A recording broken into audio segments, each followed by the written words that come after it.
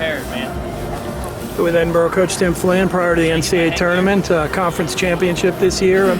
Tell us about your team heading into the NCAAs this year. I think we're young, we're healthy, and hungry, so that's a good thing. We have a good group of kids, so excited for the championships.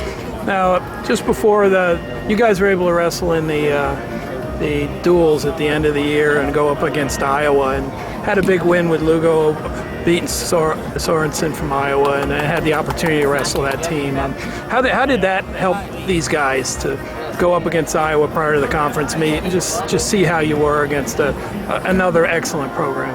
I think not just that match, but we had Oklahoma State, at home. We wrestled Lehigh, we wrestled Virginia Tech away. Went to Vegas, went to Seen them all. Southern Scottsdale. Yeah, so I think our schedule's been strong, and hopefully it helps because then there's not a whole lot here that you haven't seen. So last year, Ryder was able to win the conference, and you guys bounced back and took it back again. But tell me about the strength of the EWL these days. And obviously you got to take care of that before you get out to the NCAAs. Yeah, I think there's some good young kids in the EWL. It's clear that we're not the strongest conference yet, but I think it's growing. So I'm excited for the future. And every year Edinboro isn't a big, major, huge university, and you're able to get tough kids and get them ready for the NCAAs. Talk about the culture that's been established there and why you're able to continue to be a very competitive program, even though you may not have the size or resources of some of the big state schools that are here.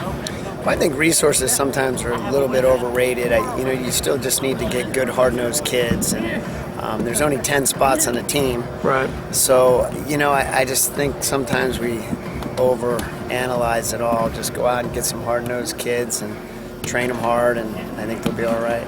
Now, you let them all know about the snow that comes up out there, right, before they come on campus? We get a little bit.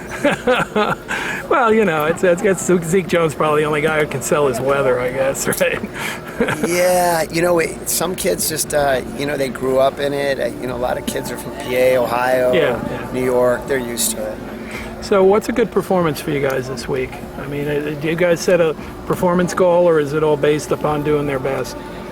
Yeah, the last couple months of the season, we've really focused on just being the hungrier team and the harder working team, on the mat. So, if we can do that, I think, the placings and the finishes will, take care of themselves. If there was one guy that, maybe people don't know about that they should look out for on your team, people are aware of maybe the guys that have seeds and all that.